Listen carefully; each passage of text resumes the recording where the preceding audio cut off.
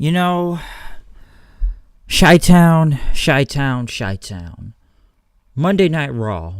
Somebody asked me, why don't I ever go to Raw when it comes to here in Chicago? There's a reason why I don't go to a Raw in Chicago. And SmackDown to an extent also, which I, probably would go to a SmackDown, but there's reasons why I don't go to this show. Okay? And this was another example why I'm glad I didn't go to this show. Because there's a lot of just odd things going on with Raw, which was mostly bad. There's a reason why, the Wrestling Observer award thing. Monday Night Raw was the worst television show, pretty much same as WWE being the worst promotion right now. And I remember Raw having over 900 votes, and there's a reason behind that. Because this show is very bad. And listen, if this was a pay-per-view, I'd probably go to, which most likely could be during Survivor Series weekend, the TakeOver. But that's a different story for another time. But there's a reason why I don't go when it comes to Chicago, or should I say the suburbs of Chicago, to be honest, on the outside skirts of it, and Rosemont and everything. So I can't really technically say it's in the city limits and stuff. But what reason would I have going out to this show? Because even when they had local advertisements around here in Chicago, they had matches. Most likely could be a dark match, because to what I saw, it's gonna be Finn, who still had the title, going against Lashley and Drew for the Intercontinental Championship, and then it was something with the Shield fighting the Corbin Coalition again, or some shit like that. I got no idea, but there is just many reasons I do not go to this show when it comes around here, and people ask me to go. I don't want to go because I don't feel like I'm gonna waste my money.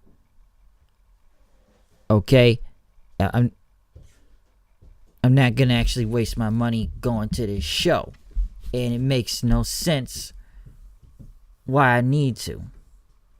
And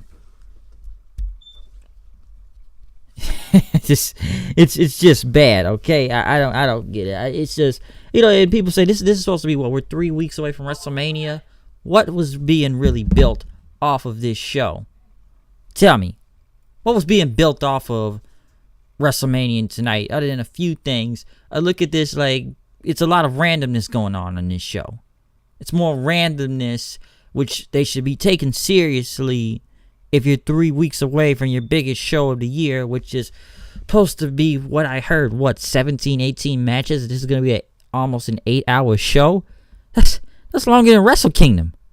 I thought Wrestle Kingdom was long, which it is long as WrestleMania, but if y'all trying to go 8 hours, this makes no sense.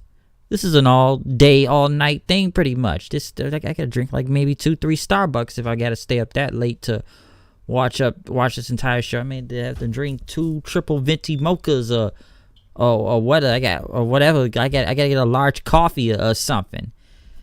And how many matches do we have for this show right now?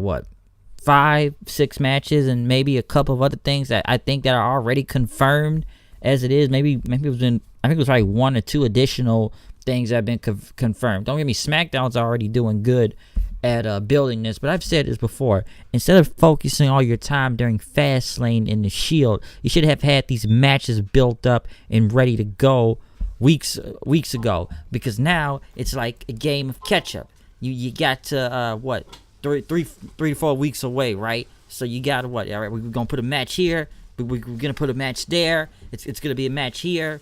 You just gotta build everything as quick as possible now. Like, okay, this is a match, this is a match, this is a match, and these are matches which I already expected to happen and had some good build to it, but now with only 3 weeks away, you just gotta throw anything out there. But to begin this review off of Monday Night Raw, and I'm going to get into this whole Chicago crowd throughout the night too, because they were actually hot in the beginning of this show until probably later on. But we kicked it off with Brock Lesnar and Paul Heyman. As Heyman showed up, the fans booed at Lesnar, and of course Heyman did his usual introduction, and then talked about Seth Rollins. Then and he's a revisionist, and he's waving the title of, Heyman's propaganda promos and stuff. And he talked about Rollins saying that Lesnar, he has a stylistic problem. He can that match Seth's size and everything. But he says Rollins has proved himself to be a fool, though. And Heyman pretty much went on, pretty much, people that, Rollins, who he's lost to, and that Lesnar has beaten all the people that, I guess Seth Rollins has gone against. Heyman pretty much kept questioning Rollins, why are you facing Drew McIntyre tonight when you're 20 days away from WrestleMania, when you need to be focusing on Brock Lesnar? But as he was talking about that, Drew came out then, and it was finally said he was getting the respect he earned in WWE as he talked about beating up Roman Reigns and Dean Ambrose last week. He said he was going to destroy the Shield once and for all, and that, Heyman needs to find himself a new challenger for WrestleMania because McIntyre is going to be the one. But Seth Rollins came out from behind. He beat the living crap out of Drew with a steel chair, beating him several times with it. He got in the ring going after Lesnar, but Lesnar pretty much, smirked and walked away then, as Rollins pretty much kept taunting him then after that. Taunting him after that, he was still coming after him. So it was actually a good opening segment, I will say that. Especially we got to build up, which, finally Brock actually shows up on TV, which they were going to need on TV regardless, because you only got 3 weeks till this show. Okay, you got 3 weeks until this show, so he's got to show up on TV, most likely to stand. But this was a good segment and promo in the beginning, and sets up for later on tonight with Drew and Seth Rollins, later in the show of what's going to go on and stuff. But next thing you know, as they talked about that, they talked about Finn Balor. Finn Balor came out. He pretty much talked about what happened last week about, Lashley and taking the Intercontinental Championship away from him, because he talked about St. Patrick's Day for a second. He didn't have the luck of the Irish on his side last week, but it was going to be on his side tonight. Rush and, Lashley came out calling him a leprechaun and then doing the whole pose thing with the title, but I'm just glad they didn't have Lashley bend over again. But Finn pretty much had his partner, which I kind of expected who was going to be his partner, Braun Strowman, which was just expected in general. I don't know why they just did that. As the match went on, of course, they did a little side-by-side commercial, which for some reason they have a shampoo commercial now for Becky Lynch, and they got a shampoo commercial for her. But like I said, the match pretty much went on. They kind of got onto the outside of the ring then. Finn had held up Rush as Strowman was going to charge him, but Lashley knocked Finn into the timekeeper's area. As he knocked him in there, Strowman still knocked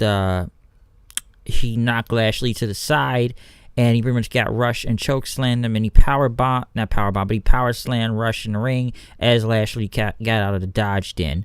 And Finn and Strowman won after that. This is pretty much going to lead into WrestleMania, with Finn most likely going against Bobby Lashley, and hopefully they bring out the Demon. They're gonna have to bring out the Demon this year. It's WrestleMania. I never understood the point why they didn't bring him out last year, because I said if it's WrestleMania, you have to bring the Demon out. But then, like, somebody told me, why would Finn Balor bring the Demon out for WrestleMania for an Intercontinental Championship when he could have brought it out at the Rumble when he was going against Brock for the Universal title? But I said it before, after what I saw last year at WrestleMania, they have to bring the Demon back. It just has to, okay? It has to be brought back. So, there you go, okay? But excuse me. I don't know. But you got to bring him back though. But other than that, expect that to go down and everything. Next thing you know, they had Alexa Bliss. Moment of bliss. And let me say one thing about this Chicago crowd. And I'm sure some fans are happy with this, or I probably heard one person. When this Bliss segment came on, and I'll tell you what they needed to do. Bliss pretty much talked about the 1 billion was the 1 billion social media followers, which we know all the numbers that WWE says are lies half the time, which I don't even believe that when they lie about the WrestleMania attendance several times too, to what I'm hearing now, especially from last year. So yeah, they exaggerate the numbers a lot. Okay, this company exaggerates numbers all the time. But as they were talking about, which, you know, she pretty much turned over to Michael Cole and everything. And you could hear people boo in the background as Cole talked about the Mania matches. And she talked about a person who gets interrupted a lot, but she brought out Elias with his guitar he was playing. And Bliss said, you have an announcement you'd like to make. Elias pretty much said he would be the musical act for WrestleMania. Why are we announcing musical acts for WrestleMania? I don't see where this builds anything for Elias.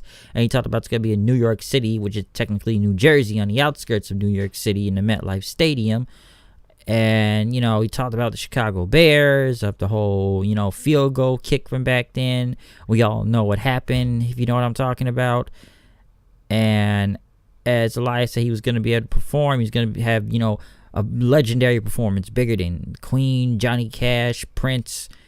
And, you know, he talked about no one's going to interrupt me this time. No Way Jose's music hit. Heavy Machinery, a.k.a. Bushwhackers 2.0, pretty much came out with the wannabe Rosebuds. And Bliss pretty much apologized to Elias. This wasn't supposed to happen, as Elias pretty much got pissed at Heavy Machinery. Next thing you know, No Way Jose attacks him from behind and takes him out and gets in the ring, which the guy was wearing a Chicago Cubs shirt. Of course, the fans cheered, but since he's wearing a Chicago Cubs shirt, yeah, I just wanted to do that. But he talked about the Chicago Cubs, not the Cubs, he had a Cubs shirt on. The match went to Elias versus No Way Jose. Number one, why is this a match? Like I said before, we're on the road to WrestleMania, right? And trust me, you're going to get more of these random matches, okay? You're going to get a lot of these random matches throughout this show. So watch out for that. Yeah, you think this is the first one? just watch out for more. I'll tell you. Watch out for more, okay? This is not the end of this show, because 3 hours is a long time. There was literally no need for this match unless Elias which I was actually surprised Elias got a win for once in a while too, because the guy loses all the time also. But this is No Way Jose we're talking about. But somehow he's getting TV time, though. Next thing you know, Kurt Angle is coming out to announce his opponent, I guess, for his last match, quote unquote, for WrestleMania. As fans chanted, "Thank you, Angle." He wanted to thank the fans and the McMahons for letting him choose his opponent and the person he would face, which I expected in a way, but nobody wants to see this, is the person that made his life a living hell when he was the GM, would be Baron Corbin, which at that point sucked the entire life out of the crowd. That the crowd was dead. They were dead after this, that you could hear a pin drop. And, you know, let me say one thing too, what I was saying about the fans though for a second. If they want to do something about that, you know, during the Elias and No Way Jose match, I know people don't want to chant it, but where was those CM Punk chants tonight? That's what I gotta say. And I'm from here, so they should have a lot of CM Punk chants, which you even heard people try to chant it on. I'm gonna say which parts they didn't really need to chant through, and they just kind of got drowned out by the crowd, and only two people are mostly chanting it. But like the Elias thing, they could have chanted CM Punk through that. And Kurt Angle choosing his opponent, number one, when I heard this, it's like, is this even a retirement match at this point, or is this just some angle they're trying to put on to lead into whatever thing? Because first off, we have seen Kurt Angle versus versus Baron Corbin. How many times are we going to keep pushing this thing? And then we've had Baron Corbin kick the crap out of Kurt Angle several times. Why does this even need to be a WrestleMania match? Because throughout the weekend, I kept hearing everybody chant John Cena was going to be his opponent, which would be very fitting because that was John Cena's first opponent when he came to the main roster against Kurt Angle. But now I'm looking at this, and where are you trying to go with Kurt Angle versus Baron Corbin and I guess his final match, because I'm gonna get through the rest of the segment too, but what, he goes against Chad Gable next, which that sounds like more of a WrestleMania match where he could put over Chad Gable. Chad Gable is great, very underrated around here, but the guy is great, and him going against Kurt, which would be really great. It's a dream match technically, and this wasn't that technically a bad match, but when the crowd is halfway quiet throughout the entire match, and like I said, I swear it was a CM Punk chant, the crowd got into it till near the end of the match. That's when they kind of were actually paying attention, and Kurt got the ankle lock on Chad Gable for the win, and they shook hands and everything, but Corbin pretty much said he's going to humiliate Kurt Angle at WrestleMania, which you can actually hear the fans chant, "We want Cena, we want Cena."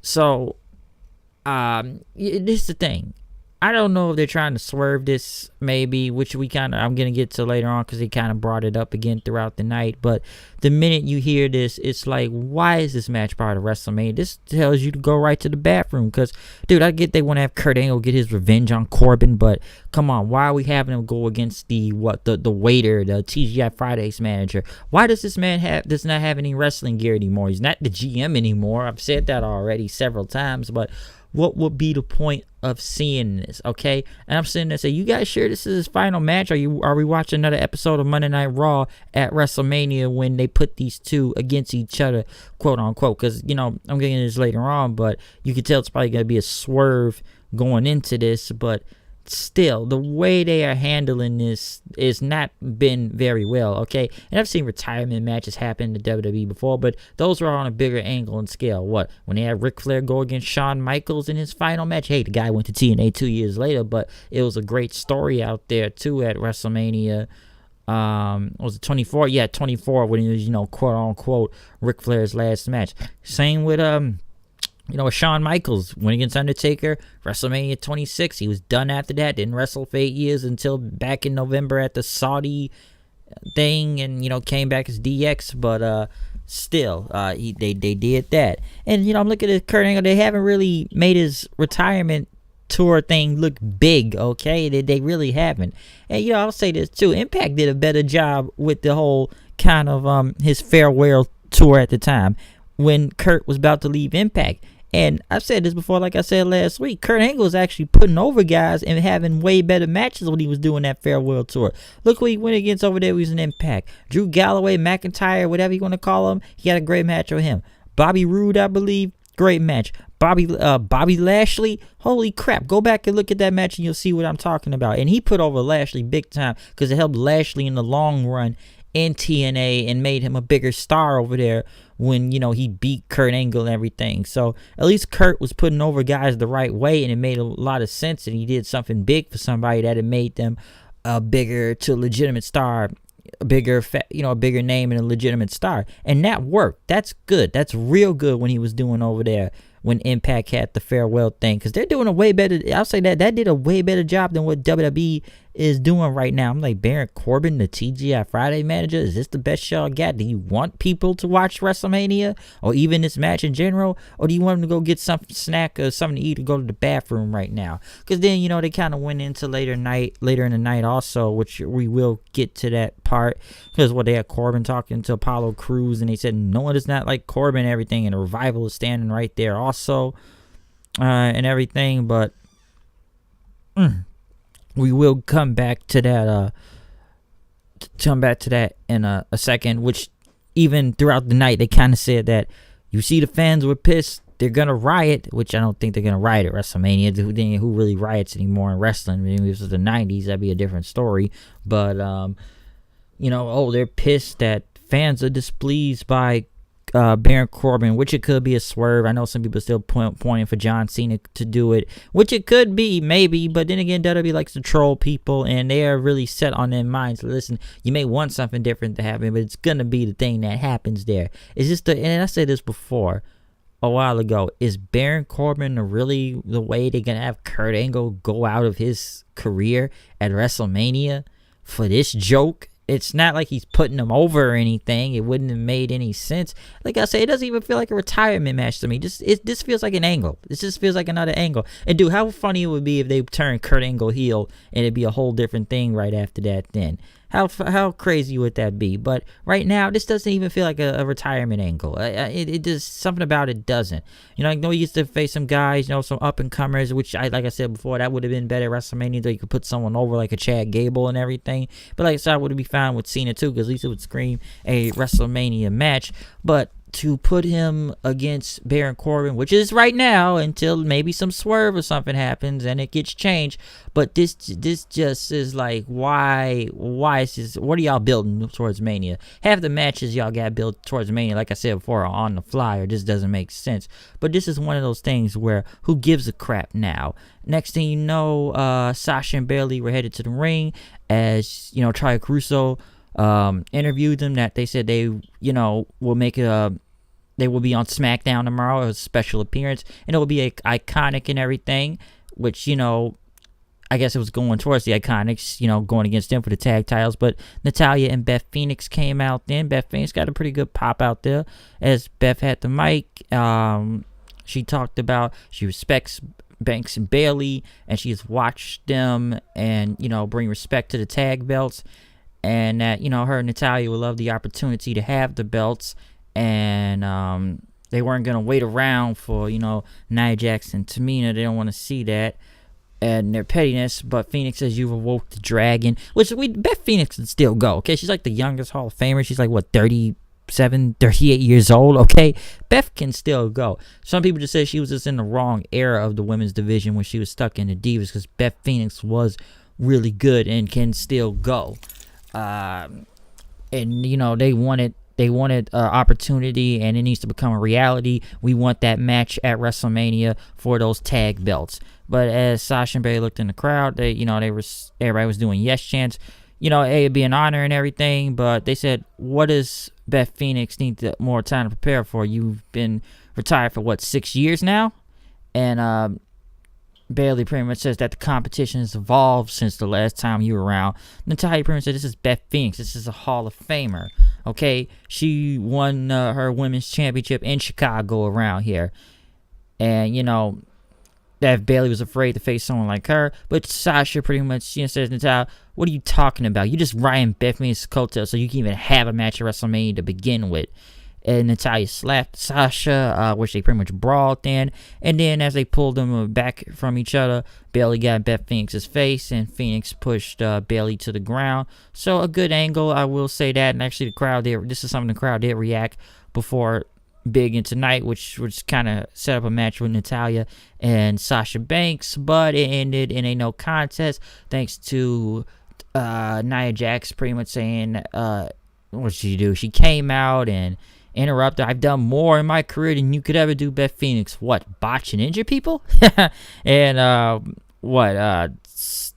she pretty much said that she's the prettier and stronger version of the Glamazon. Next thing you know, Tamina shows up, pushes Beth into the turnbuckle, and super kicks both Sasha and Bayley, and pretty much goes back into the crowd with Tamina, which I still think is going to be some triple threat tag match, or however they're going to put all these women, since they're going to be on SmackDown tomorrow night. They're going to probably add more bodies to this whole thing to put in this tag title match right now, so expect that to happen.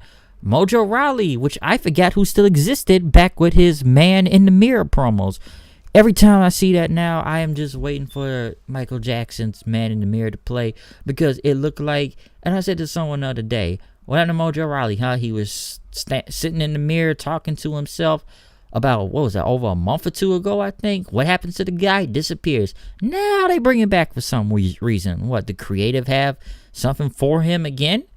Like I said, it's a lot of randomness. We're building up Mojo Rawley when you're almost to WrestleMania and you got 3 weeks left, but you got Man in the Mirror here talking to himself again about whatever he was talking about. Why can't he figure it out? Listen, I was interested probably over a month ago, but when you drop the whole thing and now you want to bring it back, why do I need to see this now? I don't understand. What is the point of this?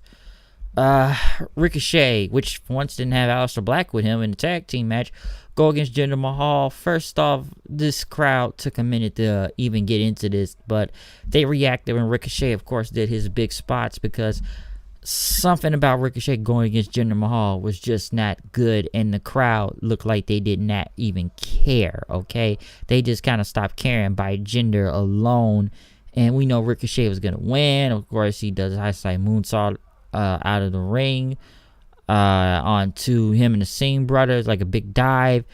Now, I shouldn't say high side moonsault, but his dive he does out there, and he hit the 630 on Jinder Mahal for the win. So just a good win. I'm glad the crowd did pop for Ricochet in the beginning. So that was what it was, but it just kind of was whatever at the same time. They also announced the thing for the Hall of Fame, the Warrior Award. I do want to say something about this, because they actually did it right this year for the Warrior Award. And this is what Ultimate Warrior did talk about in his speech a few years ago, that the people that deserve this award is the people that don't really get the credit, like the people in the back that have been working for the company for multiple years, like the production guys or someone that makes the gear and everything. And the person they gave it to was Sue Addison. I'm sorry if I'm not saying her name right, but they say she's been in the company for over 30 years. I believe she helped set up a lot of the Make-A-Wish things, and I don't know her whole role in the back, but I know they had her part of Make-A-Wish, setting up those meets and everything, and I believe setting up for the Hall of Fame also. So that is well deserved, because honestly, the Warrior Award, I haven't really cared about it. And somebody said they only really gave it to people if you were sick or you had some disability, it looked like. And that's kind of true when you look at the Warrior Award, but they actually did what Ultimate Warrior was talking about, because I just said this award had nothing to do with what Ultimate Warrior was talking about ever since he spoke it back in 2014, and you just kind of gave it.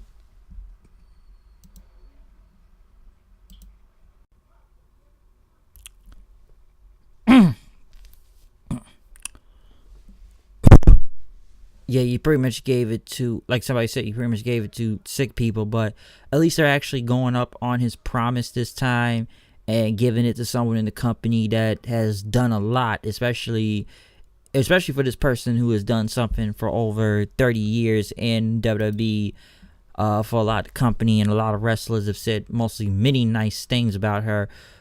Through in the back in the photos they showed also throughout the years. I think they say he's been there since like the 80s, I believe. So that is well deserved. That is well deserved and everything. So that's good. I will say that they actually went up on what Ultimate Warrior said many years ago and actually did this one actually right. So at least they got it right this time.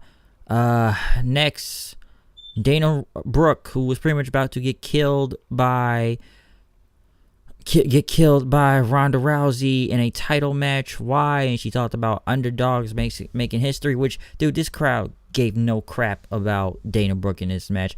Rousey pretty much killed her in like 20 seconds. Does that kick, slap around, knee to the face, arm bar, wouldn't let it go. And then next thing you know, referees and security came in because they had to bring extra security anyway when her and her husband, Travis Brown, which I guess he's now involved in this too, after Rousey had slapped the referee to the ground, and she got out of the ring and she went over to her husband, and then she slapped one of the security guys, started beating him up, and then her husband punches one of the security guards down, and she pretty much says, come on, and her husband Travis, which is also an MMA fighter, pulled her from right there, and they pretty much walked to the back and left. So listen, we've already seen Rousey beat up security guards and referees in the past before, so that's nothing new if you ask me. But I guess we gotta make her to this loose cannon, as they say. Now I guess her husband is now involved in this angle too. Listen, going into this match, no one gave a crap about Dana Brooke because they didn't even bring any doctors out for her, I see too, except for the referees checking her arm. But she just has no connection to the crowd, and I sit there wondering, why are we even trying to push this girl into something now? She got murdered last week, and she got murdered now. For some reason, she doesn't even look like Dana Brooke anymore. It's just something really different about her face for some reason. I don't know, but it's something very, very different. and not good. But dude, no one gave two shits about Dana Brooke. Okay, no one cared. All right, she got no reaction out there. This was about trying to make Rousey into this loose cannon since they went full heel turn. Listen, I've already said what I had my say about this whole triple threat match at Mania in general. I know I said I didn't really think it needed to be the main event, but I'm sure it most likely will be. I think it's been overbooked and all over the place at this point, but knowing WWE, they would mess around and do some stuff like that, because this is many problems of how many tops and terms and heel terms and kayfabe kills and Austin impressions and robots and ingobernables, if you get what I mean by the hat here. So it's just been going all over the place, but at least they somewhat kept it short with Rousey, and she didn't really have to say that much, and they just got to make her like a badass pretty much and beat up everybody, even though we've seen it before already. But that's your thing right there. Baron Corbin went against Apollo Crews, which again, people chanted we want Cena during the match. Crews beats Corbin by roll-up. Kurt comes out and laughs at him. Like I said, it'll probably be a swerve into this. Maybe John Cena or some other deserving opponent will go against Kurt Angle at WrestleMania other than the waiter right here. But for all I know, WWE will do some silly stuff and Corbin will still be in that match with Kurt Angle. Do I really care to see it? Not really. No one does. Anybody in their right mind would not want to see this match. If you've seen it on Raw and they dead, dude, this feud has been going on so long between these two. It's been dead, okay? It's been dead, but you're beating a dead horse. Like I said before, this doesn't even feel like Kurt Angle's retirement match. This just feels like another day of Monday Night Raw, and we're trying to see what we're gonna come up next week in this bullshit angle, because we had TGI Friday waiters kick the crap out of Kurt Angle for months now and have this stupid feud to begin with. But I don't know where this is leading. I got no idea. Batista was being interviewed from his home in Tampa, I'm assuming. There's many things I gotta say about this promo that I feel like was all over the place, because Batista had talked to Cole and he said, I don't like him. And he said, why don't you like him? I just don't like him. And he says, there's a reason why he left, and he wanted to come back before, which is true, and have his one last match with him.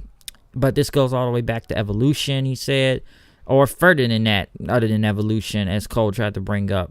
Because Batista pretty much says, he keeps hearing how he owes his career to Triple H and how he made him a star and, groomed him, but he was just the muscle and everything. He said that Triple H just uses people to protect them. DX, Evolution, that's all it is, which is true. And that, he groomed me like he just used me like some meathead to protect them and stuff throughout the years. And, he said Triple H, talked him down and he underestimated me. And Cole said, do you blame Hunter for, you quitting the company? He said, yeah, okay, I needed to get away. Because, Triple H, he was supposed to be my friend, buddy and everything. But it didn't work like that. That Triple H is jealous and he's insecure of him. And, that's why he needs to come after him. And he didn't think that he was a big enough star to be on top of the company. And Batista pretty much says, that's why I left. That's why I became a worldwide star and had fame. And I had, movie star roles and stuff. Guardians of the Galaxy, which I'm sure Batista's happy now that they hired the, They hired the director. Yeah, the director of the movie, because didn't he get fired on some bullshit? Because of that, what is that, accusation bullshit? Which I'm sick of that, whatever, Me Too shit with the accusations and everything. But they hired him back, though. I do know that. But Batista pretty much went to talk about Triple H. Like I say, he went to talk about him because that's why he left. But now he's in control. He gets what he wants. And Cole tried to defend him and said that Triple H has done so much for people on NXT now. But Batista said, what is wrong with you? What's your malfunction? He's the cerebral assassin for a reason, okay? Triple H may have everybody fooled, but, he's insecure. He's a selfish. He's a control freak. He's one of the worst people I've ever met. And he said he's going to show the real Triple H is, and that, Batista, say he holds Vince McMahon, wakes up and fires Triple H, which that's not going to happen. And he said he's going to end Triple H's in-ring career at WrestleMania. And then I guess he says, get out of my office. We're done. Interview over. I guess he talked to one of the production guys. Comes out like he told Cole to get out of his office. You do know this is a via satellite interview, right? Which just was not a bad promo from Batista, but do I feel like it was it better than the Give It To Me promo last week? yeah, and don't get me wrong, I get Batista's heel, but he made good points about Triple H. So who's really the heel and who's the face in this thing when you look at it? Because he said Triple H uses people. He does what he wants to get ahead or step over anybody, which this is legitimately true. Okay, he talked down to me, didn't think I could go to Hollywood and make a name for myself, which they really did do that when Batista left to go make Guardians of the Galaxy. He said, well, you quit in 2010. I didn't quit. Stop bringing it up saying I quit, okay? He kept telling Cole that. So that's the thing. And like I said, Batista's the heel here and Triple H is the face. I know I said this last week that why would Batista need to be going after Triple H for like he act like he's never beaten him before? He's had 2 or 3 matches against Triple H with him before, and he beat him for the world title. Go back and look at WrestleMania 21, was it 22? Yeah, 21, I believe, when he beat him for the title. That's where Batista got his first world championship from. So where do you need to go on from this? Okay, I don't understand this. In a way, I don't understand this view. It's just Batista. He just wants this match to want this match. It looks like, because I said this last week before. Like, well, you already beat him, but the give it to me thing was just hilarious last week. But it was still a good promo from Batista. We'll see where this leads up into. But like I said, they only got like 3 to 2 weeks left, so they gotta think really fast now in this whole thing. Which I'm sure Triple H will have a response next week. Caruso talked to Strowman in the back about these Saturday Night Live guys, how they talked about him. But Strowman said he was going to be entering the Andre the Giant Memorial Battle Royale, which I even forgot that was still a thing, which I guess they got to do the other Battle Royale too, or the women's one. But Strowman, like I said, the guy's falling off so bad he'll probably end up on the pre-show, which I'm sure this whole Andre the Giant thing is on the pre-show anyways, because I thought he was going to be in a match with the Saturday Night Live guys. But Alexa Bliss pretty much says, you can't do this, right? We got to make peace and everything. And, Strowman says, I'll give you 1 week to fix this. But if they disrespect me again, they're going to pay for what they did. So Strowman is just in feuds with Saturday Night Live hosts now at this point. Yeah, Strowman's falling off the map. Big time. He's falling off big time. Drew McIntyre then came out. The guy, not selling anything he had early in the night when he was got the crap kicked out of him by a chair. But hey, the guy's pretty much back to normal and walk like regular, not really selling any type of injury.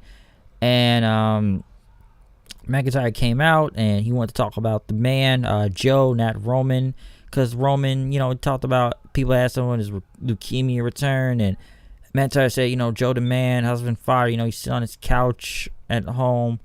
His family's waiting on him. But McIntyre pretty much, as he talked about him, he wanted to separate both of them. And he said, and he wanted to fight, because after he took out the Shield, him, Roman and Ambrose last week, he talked about he wanted to fight Roman Reigns. But he did not fight him anymore. He wanted to fight him at WrestleMania, okay? Because you could choose family and say no, but there's all bets off on this fight. Okay, he was going to hurt Reigns, he was going to destroy him, and he says, you may have beaten leukemia, but at WrestleMania you will not beat me, as he said. But as Seth pretty much got on the screen, said that's the final straw, and he got tired of hearing that. And next thing you know, Rollins came out, which pretty much down the ramp, they start brawling with each other, going into the break then as they got back in the ring. This was not a bad match, I will say that, because they had a chair involved and Seth started kicking Drew. He got him in the ring and was setting up for the curb stomp, but Brock's music hits and, basic 101, make faces look dumb. Of course, they somewhat protect Rollins in a way, but he gets distracted that easily by Brock. McIntyre hits him with the Claymore kick. Boom, there to win. And then, Brock just looks at Seth, him and Heyman. They just look at the ring, and, that's how the show goes off the air. I don't know why somebody even tried to do a CM Punk chant during the Drew McIntyre promo. That was not a good idea. Like I said, the crowd kind of died on later on throughout this show, especially after Kurt announced, Baron Corbin was going to be his opponent at WrestleMania. That just really killed the entire crowd right there. But looking at this whole thing, first of all, it's just basic 101 and face gets distracted for that long from the heel, which it just makes him look dumb. And I know they got to put some momentum on Drew since I know he's, pinned all or just beating all the Shield guys and everything. But with which, they, like I said, they protected Rollins in a way, but Rollins should not be losing any matches right now with 3 to 2 weeks away from WrestleMania when you're going against Brock Lesnar, which, I'm sure maybe it will be the main event, maybe it won't be the main event, I don't know, but, he's challenging Brock, but he's already taken a loss here tonight, which it was a distraction finish still, but the guy's got to have more momentum going into WrestleMania if he's going to face Brock Lesnar, okay? The guy, Seth, can't really be losing to anybody like that. He's got to be on a roll, and he's got to look big going into Brock Lesnar because he can't really be losing any matches like in any sort of capacity. Like I said, it was protecting him, and, it's got to give Drew some type of win going to his match with Roman, but he can't just be losing matches out there like that. You have to build up Seth Rollins as much as you can into heading into WrestleMania to make him look strong. Maybe it was DQ finish, maybe where both guys are protected, but still, Seth taking a pin right here and just kind of looking like an idiot like everyone else. How they get distracted as soon as someone music's hit, you just turn around, you look there, another guy will get you from behind and hit him with a finish one way or another, and the match is over from then. So in a way, someone kind of makes him look like an idiot from the end of that. But like I said, something about this show was just getting off and off. Like, some stuff was good throughout this show, but overall the crowd just kind of start falling off, and you wonder, this is 2 to 3 weeks from WrestleMania, and this is what you're giving me on TV? Like, No Way Jose and Elias having a match out there. No, even throwing the Batista thing was pretty good, and maybe the Kurt Angle thing to an extent without the Corbin announcement, but it just kind of sucked away the crowd. And the match with Gable wasn't really that bad too. But other than Ronda killing people, but I don't know why you had Jinder Mahal facing Ricochet out here, or Dana Brooke even on TV in general, or Mojo Rawley there being the man in the mirror talking to himself. Insert Michael Jackson music after that. Into why, I don't know. How many title shots do we keep giving Tamina and Nia Jax? I don't know, man. The show just gets really odd and bad, and you wonder why I don't go to Monday Night Raw. And I'm glad I didn't go to Monday Night Raw, because I would have wasted my money and probably be more pissed coming back here talking about it than travel another 2 hours just to get back home and probably not even do a review throughout the night. So I don't really think I needed to go to Monday Night Raw. I think I made the right choice not going to Monday Night Raw. If anybody I know that went, hey, good luck to you. You want to go, but I'm not going to really waste my money into this shit. I just didn't, and this was a reason why I didn't. You really need to be making Raw look big. And this isn't Chi-Town here, folks. This is a wrestling city, okay? This crowd was really hot in the beginning of the show, but later on, I just kind of felt like they fell off in a way and everything. Because even I'm expecting, okay, maybe we're going to get some big chants and now. I know people get tired of CM Punk chants, but it's still fun to listen to in Chi-Town. But, I don't know, man. Some things just fell off, and it just pissed off more people throughout the night until nearly the end of this show. Probably hoping it was going to be over. Don't get me wrong, we still got SmackDown tomorrow night, who are mostly booking better than WrestleMania matches in general, how they're doing it, than Raw is right now, especially with 3 hours. But you only got 2-3 weeks till this show. And like I said before, this shit is really, 8 hours, I believe. I'm going to need a lot of coffee on that Sunday. And again, it's going to be a lot of wrestling throughout that weekend anyways. But until they set up the rest of these damn, 15, 16, 17, 18 matches. I don't know how many matches. We gonna see. But like I said, Raw, it's just something about it was just still bad and missing for some big announcement maybe or something. But this is my review of Monday Night Raw. Comment, subscribe, tell me what you thought about this show tonight. I'm out of here. I'll see you guys later. Peace out.